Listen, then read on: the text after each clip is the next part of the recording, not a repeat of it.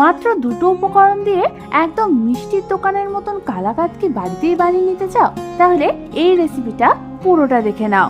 এই কালাকাঁদটা কিন্তু তোমরা মাত্র 10 মিনিটে বাড়িতে খুব সহজেই বানিয়ে নিতে পারবে। আর এর টেক্সচারটা আর স্বাদটা কিন্তু হবে একদম মিষ্টির দোকানের মতো। তাহলে চলো রেসিপিটা শুরু করে ফেলি। আর আমি সুস্মিতা তোমাদেরকে আমার চ্যানেল ইয়ামিটস বাংলাতে স্বাগত জানাই। এই রান্নাটার জন্য প্রথমে আমি এখানে নিয়ে নিয়েছি প্রায় 200 গ্রাম মতো পনির। এবার আমি এই পনিরটাকে হাতের সাহায্যে একদম গুঁড়ো গুঁড়ো করে ম্যাশ করে নেব। তোমরা কিন্তু ফুল ফ্যাট দুধের যে পনিরটা হয় সেটাই নেওয়ার চেষ্টা করবে, তাহলে কিন্তু এর স্বাদটা বেশি ভালো আসবে।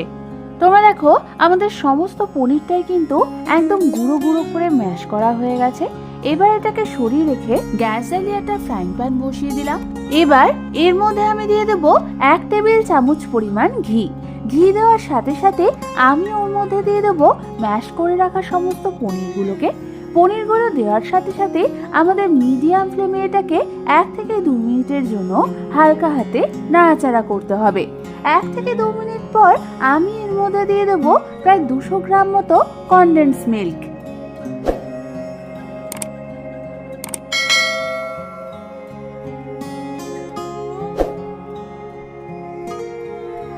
কনডেন্স মিল্কটা দেওয়ার পর পনিরের সাথে কনডেন্স মিল্কটাকে আমাদের ভালো মতো একবার নাড়াচাড়া করতে করতে মিশিয়ে নিতে হবে।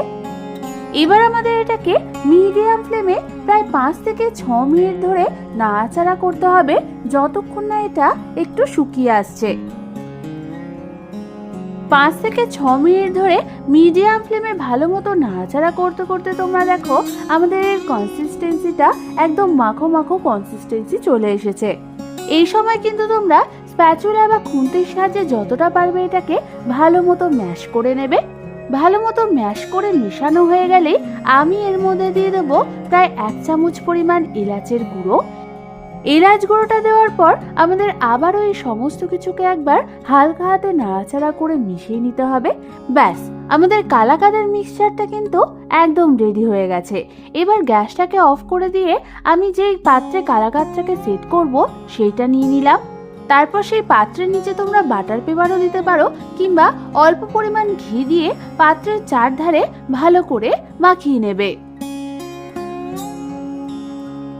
এবার আমি এর মধ্যে বানিয়ে রাখা কালাকাঁদের মিক্সচারটা দিয়ে দেব। তারপর স্প্যাচুলা বা খুন্তির সাহায্যে হালকা হাতে চেপে চেপে এর উপরের দিকটা এইভাবে আমাদের প্লেন করে নিতে হবে। তোমরা দেখো আমাদের কালাকাঁদের মিক্সচারটা কিন্তু চারদিকে ভালো মতো ছড়িয়ে দিয়ে উপর দিয়ে একদম প্লেন করে দেওয়া হয়ে গেছে। এবার আমি এই কালাকাঁদের উপরটা ডেকোরেট করে নেব। তার জন্য আমি প্রথমেই এর উপরটা কিছুটা পরিমাণ আমন্ড বাদাম ছিটিয়ে দিলাম, আর দিয়ে দিলাম কিছুটা কুচনো পেস্তা বাদাম, আর কিছুটা গুঁড়ো করা গোলাপের পাপড়ি। এটা অপশনাল, তোমরা নাও দিতে পারো। এবার আমি এই কালাকাঁদটাকে ঠান্ডা হতে রেখে দেবো প্রায় 10 থেকে 15 মিনিটের জন্য। 10 থেকে 15 মিনিট পর কালাকাঁদটা যখন ভালো মতো সেট হয়ে যাবে তখন আমি এটাকে ছোট ছোট টুকরো করে কেটে নেব। এখানে একটা কথা বলে রাখি, কালাকাঁদগুলো কাটবার সময় কিন্তু তোমরা ছুরিতে অল্প পরিমাণ ঘি মাখিয়ে নেবে, তাহলে কালাকাঁদগুলো কাটতে সুবিধা হবে। তোমরা দেখো আমাদের কালাকাঁদগুলো কিন্তু একদম পারফেক্ট টেক্সচার এসছে। এটা যেমন নরম হয়েছে তেমনি ভেতর থেকে একদম রসালো হয়েছে। ব্যাস, তৈরি হয়ে গেল আমাদের দুর্দান্ত স্বাদের একদম মিষ্টির দোকানের মতন কালাকাঁদ। আমি তোমাদের হলপ করে বলতে পারি এই কালাকাঁদগুলো একবার খেলে কিন্তু মন ভরবে না, বারবার খেতে ইচ্ছা করবে। তাহলে আর এখন থেকে মিষ্টির দোকান থেকে কালাকাঁদ কিনে না খেয়ে বাড়িতেই ঝটপট এই দারুণ স্বাদের কালাকাঁদটা বানিয়ে দেখো। আশা করি তোমাদের খুবই ভালো লাগবে। এই রেসিপিটা ভালো লেগে থাকলে একটা লাইক অবশ্যই করে দিও। আর এরকম দারুণ দারুণ রেসিপি আরো আমার কাছ থেকে পেতে হলে আমার চ্যানেলটাকে সাবস্ক্রাইব করতে একদম ভুলো না। আজ তাহলে পর্যন্তই, আমি আবার চলে আসবো তোমাদের কাছে নতুন কোনো রেসিপি নিয়ে।